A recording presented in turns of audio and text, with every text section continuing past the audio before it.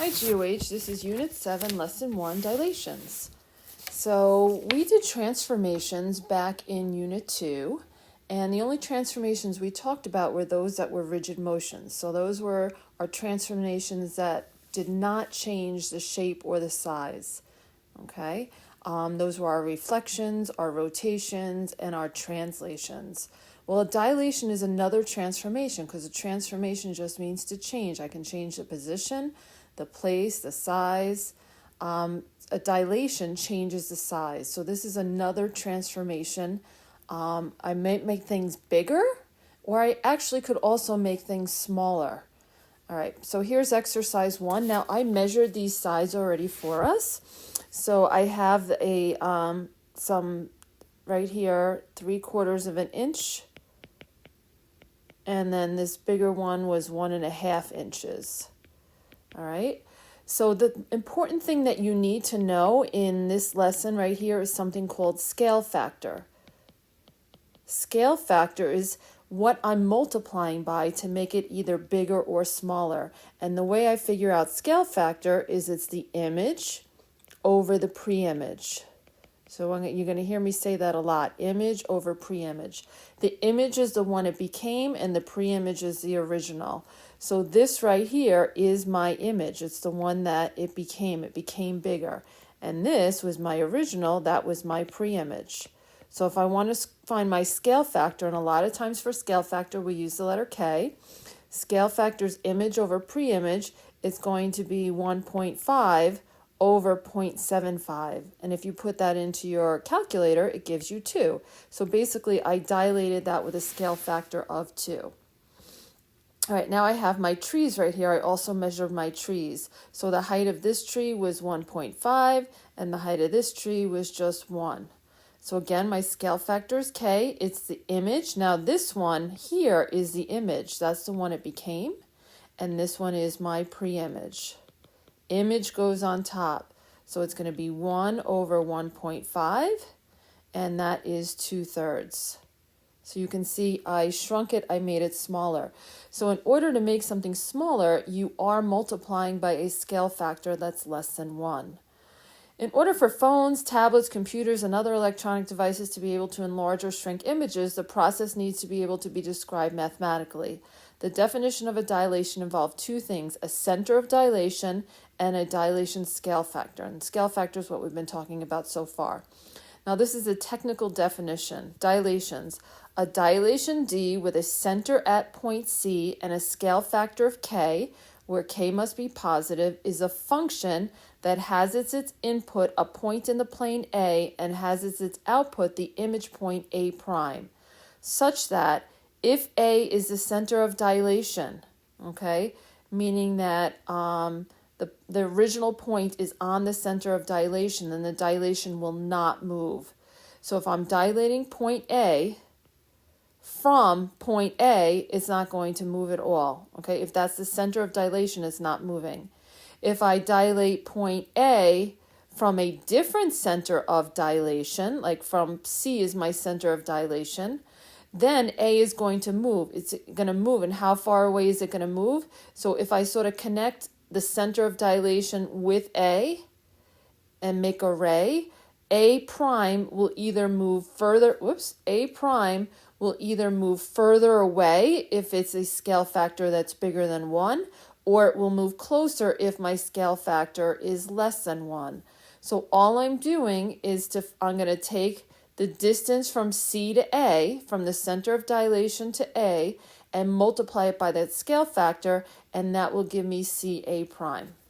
All right, so the definition is kind of a little tricky, but I think after we do some problems, it'll make some more sense. All right, so if C is the center of dilation, use your rule to find the image of A after a dilation by a factor of scale factor of 2. All right, so here's what's going to happen. Now, I don't have a ruler, so we're going to just do this as best we can, but I'm going to draw a line that connects that center of dilation with A. Now, if I was to measure the distance from C to A, just get a different color here. All right, so I already took my ruler and I did this. This was 2 inches. So now I want to dilate it first with a scale factor of 2. So if the distance from C to A is 2, then I want to take CA and I want to multiply it by my scale factor of 2. And CA was 2, so now the distance from C to A prime will be 4. All right, so I'm just going to guess, I'm going to estimate right here. A prime will be right here, so that the distance from C to A prime will be twice as big, and it will be 4 inches. If I wanted to do a scale factor of 1/2, say I'm going to do a scale factor of 1/2, then I'll call that A double prime. CA double prime is 1/2 times CA. Well, I already said that CA was 2 and 1/2 of 2 was 1. All right, so that would make it right here, and the distance from C to A prime would be 1 inch. All right, so you can see if my scale factor is bigger than 1, then it moves my image further away from that center of dilation. And if my scale factor is less than 1, then it moves that image closer to that center of dilation. All right.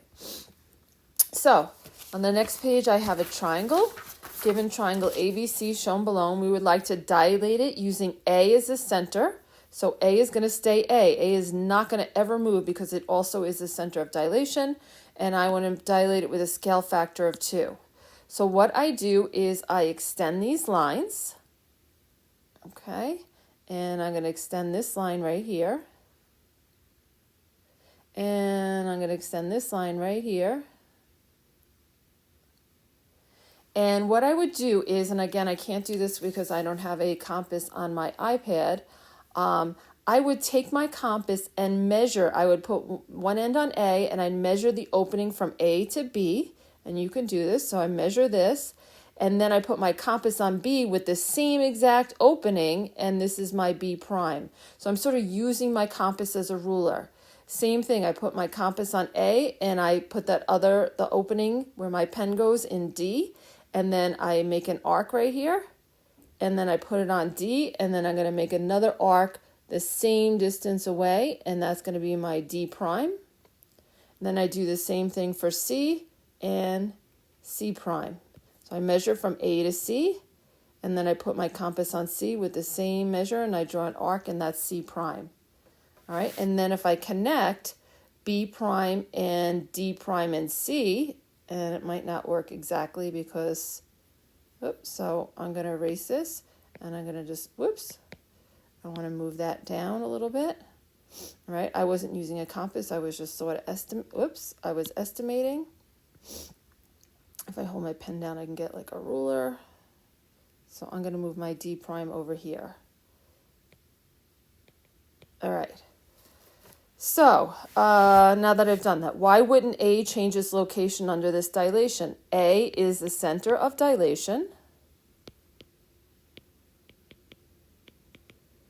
It won't change its position. If A is the center of dilation, then point A is not going to move. Explain why any points along either line AC or AB will still lie on those lines after a dilation. Well, a dilation maps a given point, so its image lies on the ray that connects the center of dilation, A, with the original point. All right, since AC and AB contain the center of dilation, when any point is dilated, it will be moved along that line away from or towards the center of dilation, just like on the examples on the other page. So a dilation maps a given point, so its image lies on the ray that connects the center of dilation, which in this case happened to be point A, with the original point. And as I said, that it'll be moved along that line away from or towards the center of dilation depending on my scale factor. All right. If D is the midpoint of BC, so D is the midpoint of BC, all right, find its image under the same dilation. Does it fall on B prime, C prime? It absolutely does, all right?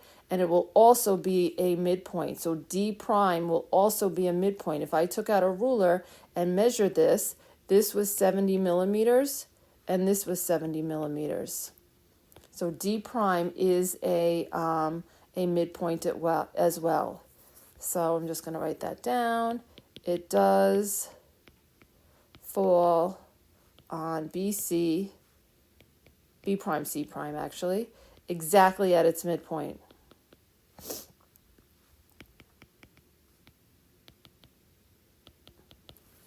How does the length of B prime, C prime compare to the length of BC? And again, if you check this with a ruler, okay, so we knew this was 70 and this was 70, so this whole thing, B prime, C prime, was 140 millimeters. And BC, if you take out a ruler, is 70 millimeters. I might write that down below. All right, so B prime, C prime equals 140 millimeters, and BC equals 70 millimeters. So B prime, C prime is 2 times BC. What else seems to be true about these? Well, don't they also look parallel to each other? Now, mine might be a smidge off because I didn't really use a compass, but they are parallel. I can verify that if you took out a protractor, I can measure the angles with a protractor, and if those corresponding angles are congruent, then the lines are parallel.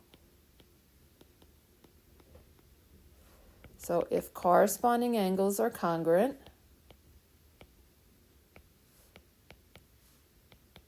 then the lines are parallel. So we just have two important properties right here. And they say when a dilation of a line segment AB not containing the center of dilation, so this is important, the center of dilation is not on AB.